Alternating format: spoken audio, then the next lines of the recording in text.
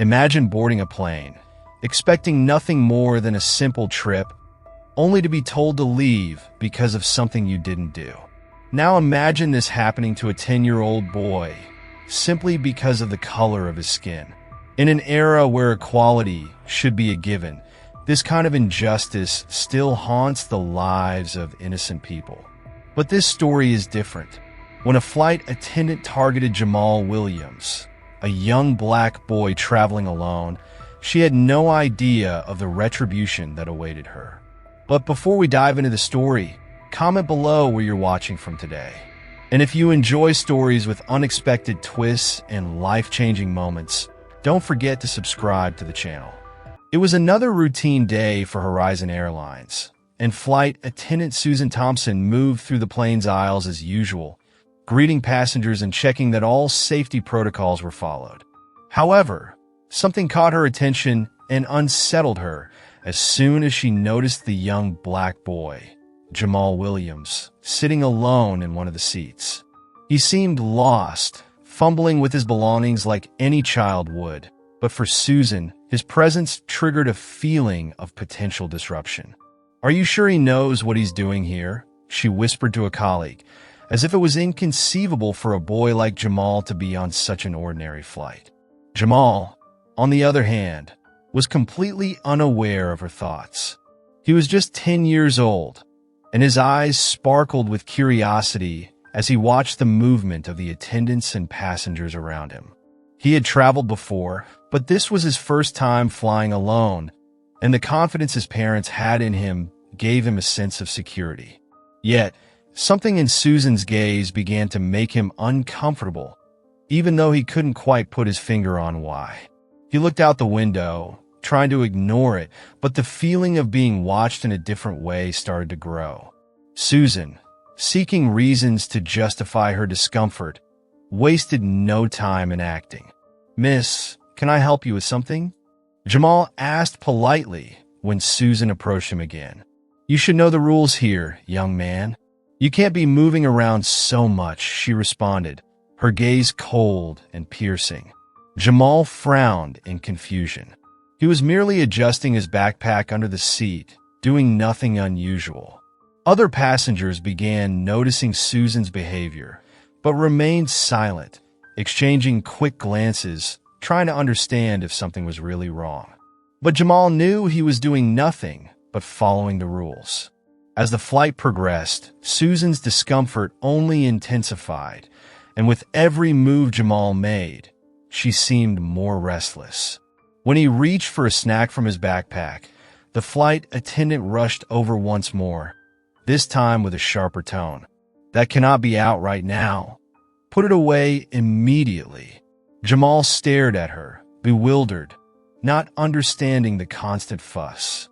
The other passengers witnessing the scene began murmuring among themselves, visibly uneasy with what seemed to be unnecessary hostility. Yet Susan held her ground, determined to show she was in control. With each of Susan's actions, the atmosphere inside the plane grew tenser. "Is he breaking any rules?" one passenger quietly asked another. "He doesn't seem to be doing anything wrong, just being a kid," the other replied, clearly uncomfortable with what was happening. And Jamal, still confused by the hostility, tried to remain calm, but anxiety began to creep in. The silence inside the plane grew heavier, and with each new interaction between Jamal and Susan, the sense of discomfort spread further among the passengers. At one point, Susan seemed to reach her personal limit, despite there being no clear reason for her frustration. "You need to stop this right now, or I'll have to take more serious actions," she said sternly, as the other passengers continued to watch. Jamal, confused and increasingly anxious, asked, "What am I doing wrong? I'm just sitting here." But the flight attendant wouldn't budge, and her look, loaded with prejudice, made it clear this wasn't about his behavior. It was about who Jamal was. Discrimination was revealing itself with every word she spoke. Minutes later, the situation reached a boiling point. Without any valid justification, Susan decided it was time to take drastic action. "You're going to have to get off the plane," she said coldly, addressing Jamal as if he posed a real threat to the safety of the flight. The boy was in shock. "But I haven't done anything," he exclaimed, visibly shaken. The passengers fell silent, some seemingly in disbelief over what was happening. However, the power of decision lay in Susan's hands, and she was relentless in her determination. Jamal looked around, hoping for some kind of support, but the passengers' gazes were divided between surprise and fear of speaking out. In his innocence, he knew something was deeply wrong. As Susan called airport security to remove him, the boy was, for the first time in his life, experiencing what it meant to be judged not by his actions, but by his appearance. The shame weighed heavily, and tears threatened to well up in his eyes, but he remained strong. Even so, the impact of the situation was devastating. When security finally arrived, Jamal was forced to leave the plane. He walked down the steps with a mix of confusion and sadness, while the other passengers watched in silence. The injustice had been carried out, and the boy, still too young to fully understand the depth of what had just happened, would carry that wound for the rest of his life.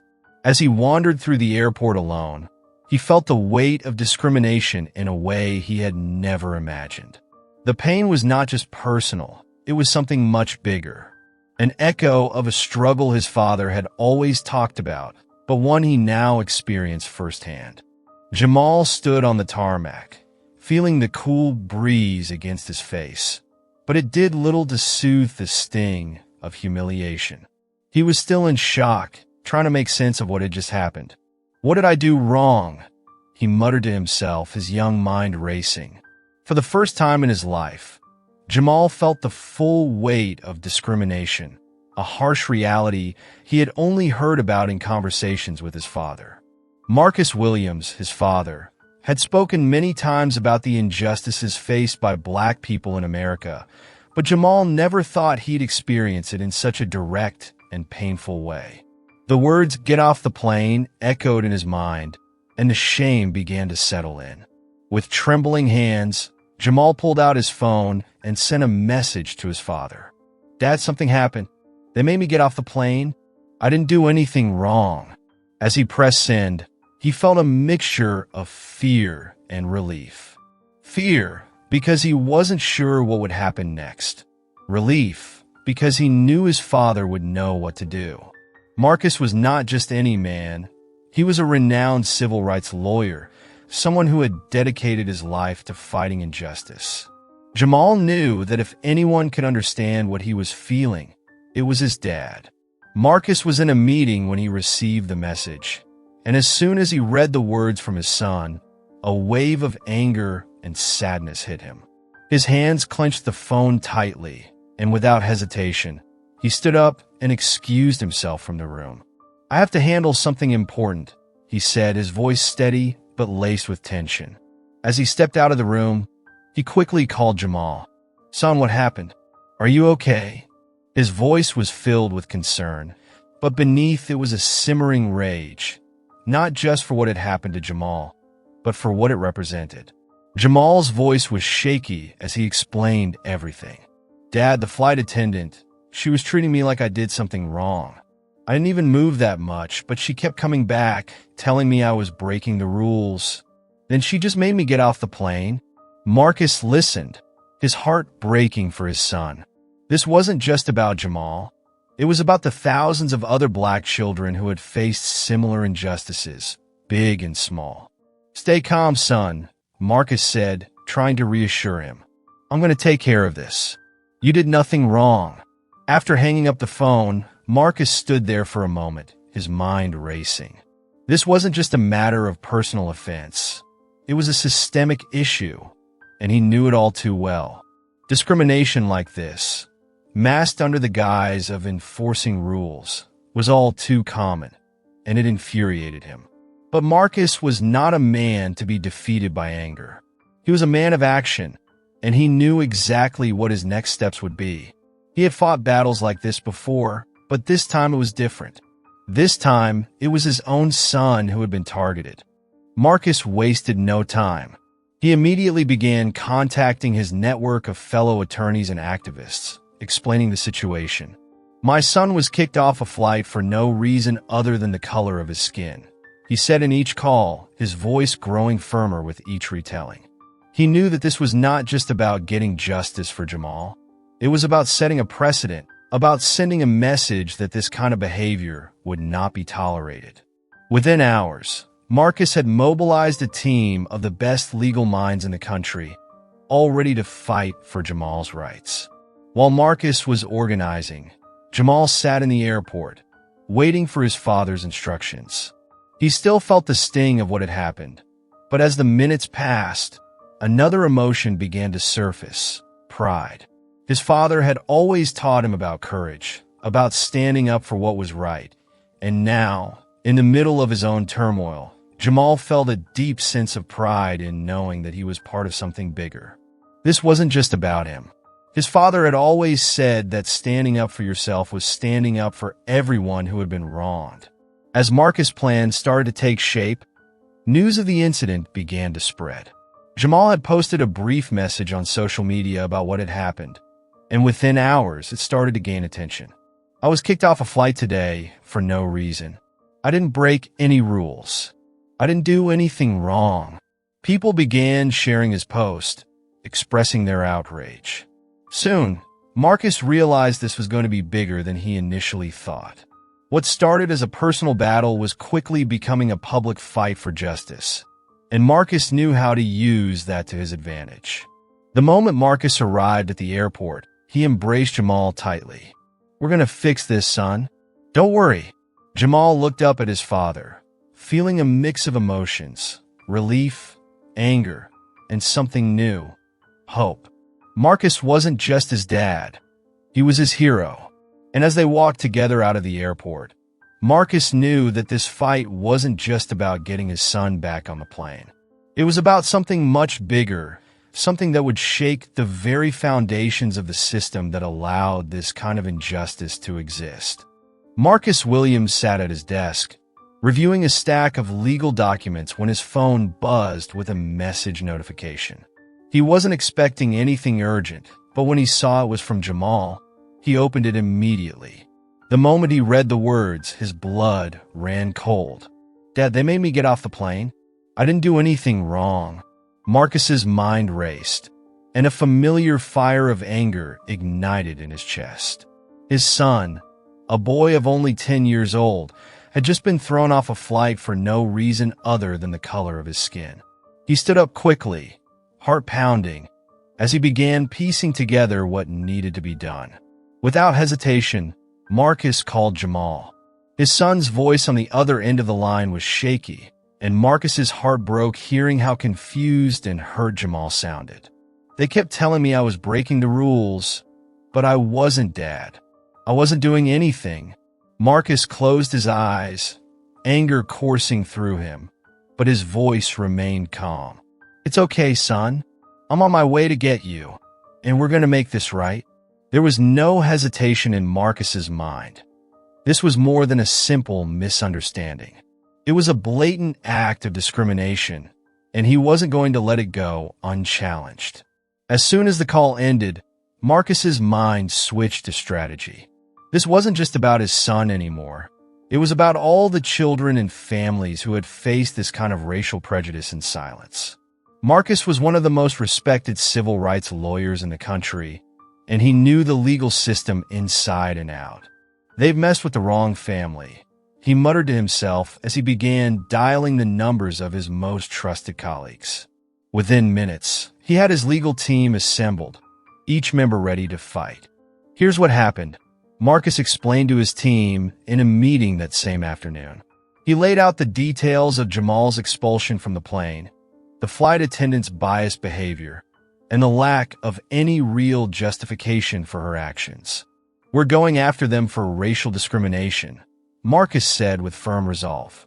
His colleagues listened intently, nodding in agreement. "This isn't just about Jamal. This is about making sure no one else has to go through this again. We're going to make an example out of this case. Jamal, meanwhile, waited at the airport, his emotions swirling between hurt and anger. He knew his father would come for him, and that gave him some comfort, but the sting of what had happened wouldn't leave his chest. He thought back to the countless times his father had talked about fighting for justice, about standing up against the odds. Jamal now found himself at the center of one of those fights, and it wasn't just for him anymore. His father's words echoed in his mind. Courage isn't just about you. It's about standing up for everyone. When Marcus finally arrived at the airport, his embrace was firm, filled with love and determination. "We're going to fight this, Jamal," he said, looking into his son's eyes. "You're not alone, and this isn't over. What happened to you is wrong, and we're going to make sure the whole world knows it." Jamal felt a sense of relief, but also a growing sense of responsibility. He wasn't just a victim in this case anymore. He was part of a bigger movement, and his father was leading the charge. Marcus wasn't just thinking about his son's dignity, though. He was thinking about the countless black children who had faced similar humiliations, sometimes subtle, sometimes overt, and how they had been left powerless in the face of it. This time, Marcus was going to make sure things were different. He began gathering evidence, speaking to witnesses from the flight, collecting video footage, and contacting media outlets. "We need to shine a light on this," he told his legal team. "The more attention we bring, the harder it will be for the airline to brush this under the rug." Back at home, Marcus sat Jamal down for a serious talk. "What happened to you today is something that happens to a lot of people," he explained, his voice calm but filled with emotion. "But most of the time, they don't have the means to fight back. That's why we have to fight, not just for you, but for everyone who can't." Jamal listened closely, absorbing his father's words. He understood now that this wasn't just about getting justice for himself. It was about making sure that what happened to him didn't happen to anyone else again. The next few days were a whirlwind of phone calls, meetings, and media coverage. Marcus knew that getting the story out there was crucial to winning the case, but it was also about something more, about changing the narrative around racial discrimination. As the media picked up the story, more and more people began to take notice. "Civil rights lawyer's son expelled from flight for no reason," the headlines read. Marcus gave interviews, speaking passionately about the broader implications of what had happened, and soon the public began to rally behind the Williams family. Jamal, though still shaken, began to feel a new sense of purpose. He watched as his father spoke on television, articulating the injustice of the situation with the same passion and precision that he had always admired. For the first time since the incident, Jamal began to feel hopeful. His father wasn't just fighting for him. He was fighting for everyone who had been silenced by prejudice. And as the story gained traction, it became clear that this was no longer just a personal fight. It was becoming a movement. Marcus Williams didn't waste any time. After the emotional whirlwind of the last few days, he had turned his anger and frustration into a laser-focused legal strategy. Sitting in his office, surrounded by stacks of legal briefs and case files, he was in his element. "We're not just going to sue them," Marcus told his legal team in a meeting. "We're going to make this case a landmark. This isn't just for Jamal. This is for everyone who has ever been treated like they don't belong." His voice was calm, but filled with determination. His colleagues, seasoned civil rights attorneys themselves, nodded in agreement. They all understood the gravity of the situation. The first step was to build a solid case, and Marcus knew that evidence would be key. He immediately began collecting testimonies from other passengers on the flight. Some had recorded parts of the incident on their phones, and many were willing to testify on Jamal's behalf. It was clear discrimination, one passenger told Marcus during a phone call. The boy wasn't doing anything wrong, and the way that flight attendant treated him was just wrong. Marcus took notes meticulously, knowing that every detail would matter in court. Every piece of evidence would contribute to the bigger picture of injustice. Marcus also knew that this case would be fought not just in the courtroom, but in the court of public opinion. He made sure the media stayed informed about every development, knowing that public pressure could push the airline to take responsibility. This isn't just about one boy on one flight, Marcus said in an interview with a major news outlet. This is about systemic racism, about a culture that allows discrimination to go unchecked. His words struck a chord with viewers across the country, and soon, the case was on every major news network. The airline, Horizon Airlines, tried to minimize the incident, claiming it was all a misunderstanding. But Marcus wasn't going to let them get away with that. In the following weeks, Marcus and his team filed a lawsuit against Horizon Airlines and the flight attendant, Susan Thompson. The charges were clear: racial discrimination and violation of civil rights.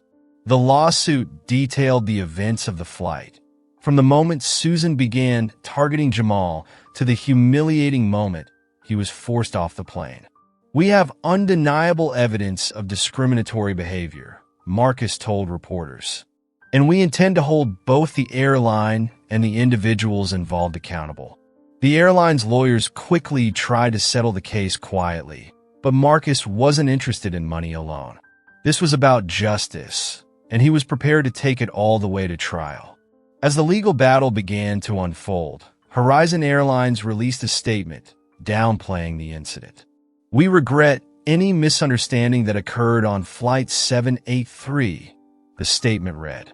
"We are committed to providing a safe and respectful environment for all our passengers."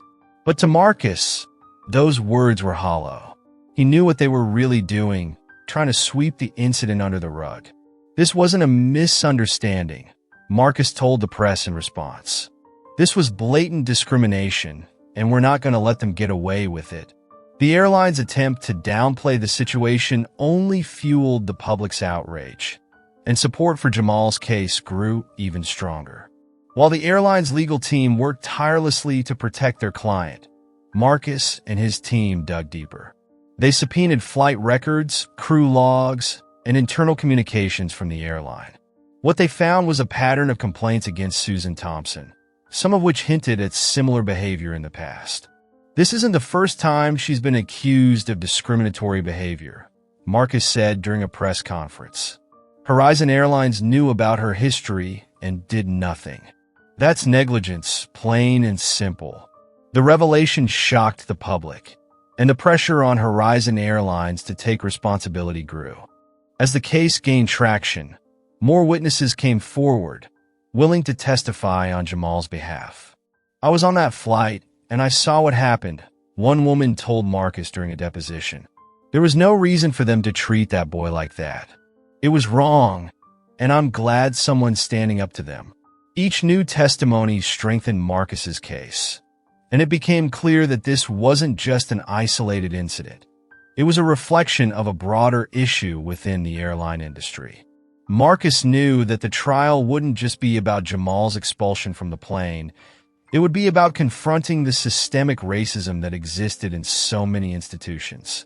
With the trial date set, Marcus began preparing for the courtroom. He knew that every detail mattered, from the way he presented the evidence to the way he framed the narrative for the jury. "This is more than just a legal battle," he told his team during one of their final meetings before the trial. "This is about changing the way people think. This case could set a precedent, and we can't afford to lose." His team agreed. They knew the stakes were high, not just for Jamal, but for everyone who had ever experienced discrimination in silence. The day of the trial finally arrived, and the courtroom was packed with reporters, activists, and members of the public who had followed the case closely. Marcus stood tall, confident in the work he and his team had done to prepare. He knew that the evidence was on their side, and he was ready to present it. As he delivered his opening statement, the room was silent, hanging on his every word. "This case isn't just about what happened to my son," Marcus began. "It's about the systemic injustice that has been allowed to thrive in our society. But today, we take a stand against that injustice." The moment news of Jamal's case hit social media, it exploded like wildfire. What started as a quiet complaint quickly turned into a full-blown national conversation. The hashtags #JusticeForJamal and #StopRacismInAirlines trended within hours, sparking heated debates online. People from all walks of life began sharing their own stories of discrimination, not just in airlines, but in various other public spaces. It was clear that this case had touched a nerve. Marcus had anticipated that the case would attract attention, but even he was surprised by the overwhelming response. As he scrolled through the messages of support, he realized they had ignited something far bigger than they had expected. Civil rights activists quickly rallied around the Williams family. Prominent figures like Al Sharpton and others used their platforms to amplify the case, calling it an example of the systemic racism that continues to plague America. In interviews and public appearances, they praised Marcus for taking such a strong stand. "This isn't just about one boy," Sharpton said during a rally. "This is about justice for all Black and brown children who have ever been made to feel like they don't belong. We stand with Marcus and Jamal because this fight is our fight." The message resonated deeply with the public, and support for the Williams family grew. The media was also quick to pick up on the story, turning it into a national headline. News outlets ran stories with titles like "Racial Discrimination on the Horizon," "A 10-year-old boy's fight for justice," and "Civil rights attorney takes on airline in landmark case." Marcus, who was used to working behind the scenes, suddenly found himself thrust into the spotlight. He did interviews on major news channels, speaking passionately about the broader implications of the case. "This isn't just about Jamal being kicked off a flight," he told one reporter. "This is about addressing the culture of discrimination that permeates our institutions. We need to start holding people accountable." As public support for the case grew, more people began coming forward with their own stories of discrimination in the airline industry. Passengers who had been on the same flight as Jamal began giving interviews, describing what they had witnessed. It was clear to everyone on that flight that the attendant was singling him out, one passenger told a local news station. There was no reason for it. The boy was just sitting there, minding his own business. Their testimonies added fuel to the fire, making it increasingly difficult for Horizon Airlines to maintain its stance that the incident had been a simple misunderstanding. The airline, meanwhile, found itself in a public relations nightmare. No matter how many statements they released trying to downplay the incident, the public wasn't buying it. "We are committed to diversity and inclusion," their spokesperson said in a televised statement. But the damage had already been done.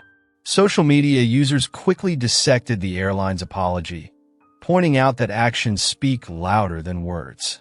The company's stock began to dip as calls for boycotts grew louder. Petitions demanding that Horizon Airlines take accountability for the incident began circulating, gaining tens of thousands of signatures.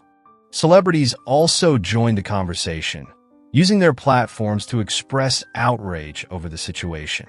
Famous actors, musicians, and athletes shared Jamal's story, calling for justice and urging their followers to support the Williams family. One prominent actor tweeted, "Kicking a child off a flight because of the color of his skin?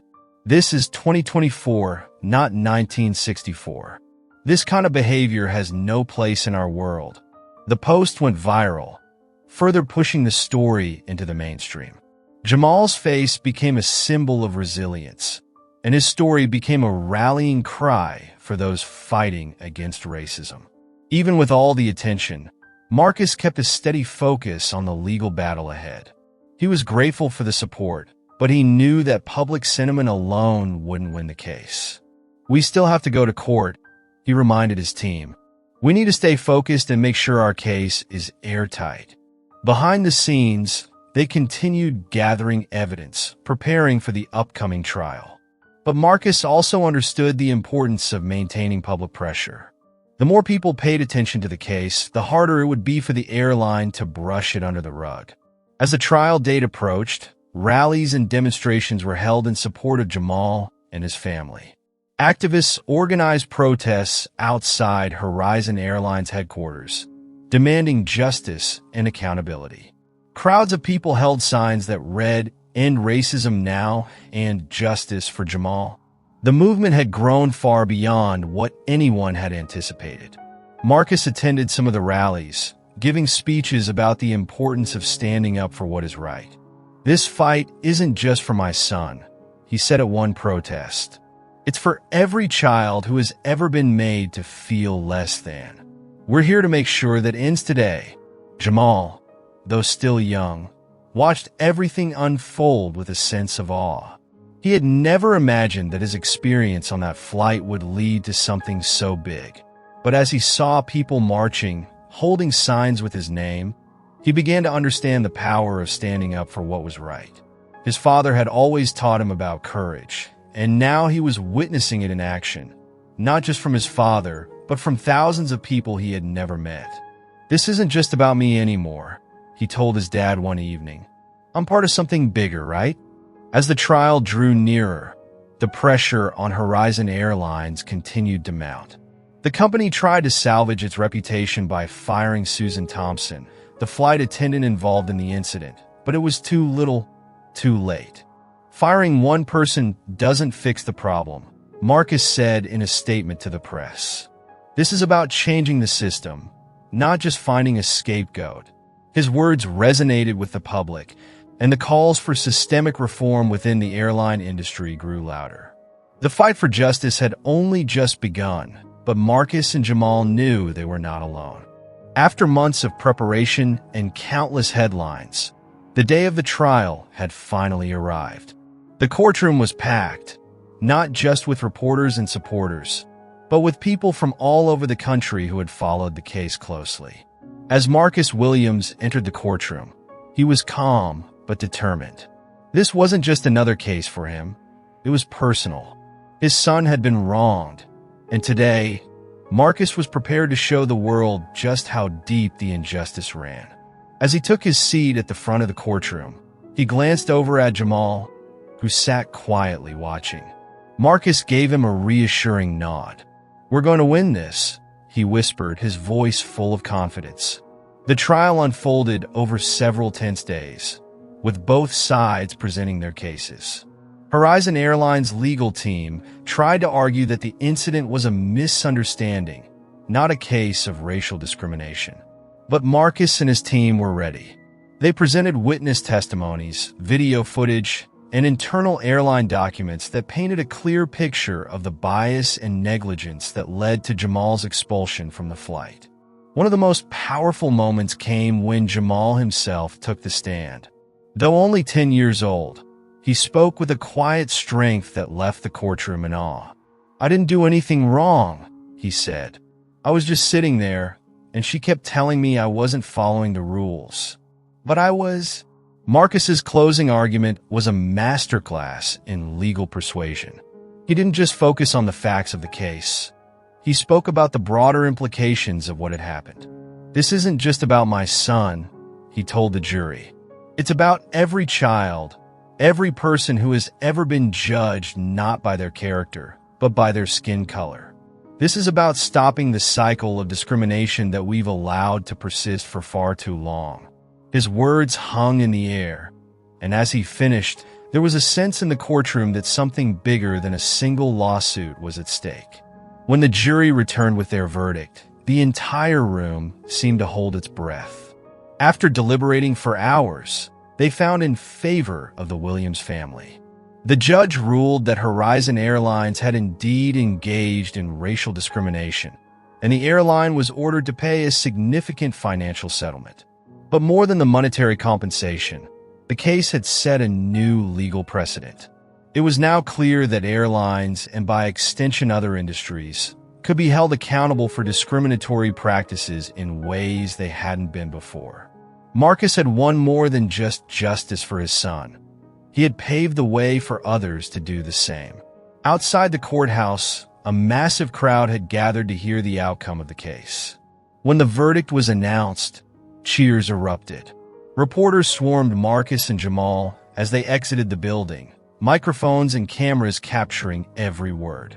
"This is just the beginning," Marcus said to the crowd. "We've shown that we can stand up to injustice, but there's still so much work to be done. We need to continue fighting, not just in the courts, but in our everyday lives, to make sure this kind of discrimination is stamped out once and for all." His words resonated deeply with those who had followed the case, and the moment felt like a turning point. Jamal, though still young, understood the gravity of what had just happened. His father had always taught him about perseverance and standing up for what was right, but now he had seen it firsthand. "I'm proud of you, Dad," he said quietly as they walked through the crowd. Marcus smiled, placing a hand on his son's shoulder. "I'm proud of you too, Jamal. You were brave through all of this, and because of you, things are going to change for a lot of people." Jamal smiled back, feeling a sense of pride and relief wash over him. The pain of the incident was still there, but now it was accompanied by something else: hope. The legacy of the case didn't stop with the verdict. In the weeks and months that followed, airlines across the country began reviewing their policies on racial bias and discrimination. Horizon Airlines, under intense public pressure, implemented mandatory anti-discrimination training for all of its employees, and other companies in the industry followed suit. "This case has forced us to confront some hard truths," said one airline executive in a public statement. "We have to do better, and we will." The ripple effect of Marcus and Jamal's fight was felt far beyond the courtroom, impacting countless individuals and sparking necessary changes in the industry. As the dust settled, Marcus received invitations to speak at conferences, schools, and legal forums. People wanted to hear his story, to learn from his experience, and understand how they could contribute to the fight against discrimination. He accepted many of these invitations, using them as opportunities to educate others about the importance of standing up for justice. But no matter how many stages he stood on, Marcus always made sure to center the conversation on the real issue at hand, ensuring that no one, especially children like Jamal, would have to endure the kind of pain his family had experienced. For Jamal, the experience had changed him in ways he was still processing. He knew he had been a part of something important, something that would make a difference for others. But it was also a reminder of the world he lived in, a world where he would still have to face challenges because of his skin color. However, he also knew he wasn't alone. He had his family, his community, and a growing movement of people who believed in justice and equality. And with that, he felt a renewed sense of courage, knowing that he could face whatever came next. As the Williams family continued their lives, they knew that the fight for justice was far from over. But they also knew that they had made a lasting impact. Marcus had taught Jamal the most important lesson of all, not just through his words, but through his actions. They had faced discrimination head-on, and they had emerged stronger because of it.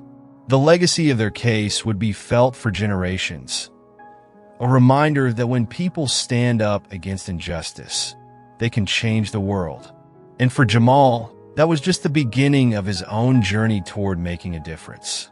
So, after hearing Jamal's story and seeing how his family stood up against blatant injustice, the question is, what would you do? Would you have the courage to fight back, to demand that what's right is done? Marcus and Jamal's journey wasn't just about one flight. It was about standing against a system that too often lets prejudice go unchallenged. But their victory shows that change is possible, that even the biggest obstacles can be overcome with perseverance, faith, and courage. Now it's your turn. What injustices are you seeing in your own life or around you that need to be addressed? What will be your retribution when life presents you with unfairness? This isn't just a story to be watched and forgotten. It's a call to action, a reminder that each of us has a part to play in making sure stories like Jamal's don't keep happening. The fight for justice never ends, but together, we can make sure that progress continues. So if you believe in equality, if you stand against discrimination, If you want to see more stories where justice prevails, then subscribe to this channel. Hit that notification bell because we're just getting started. There's so much more to learn, so much more to do, and you don't want to miss out. Let's keep this conversation going, because the more we talk about it, the more we can change.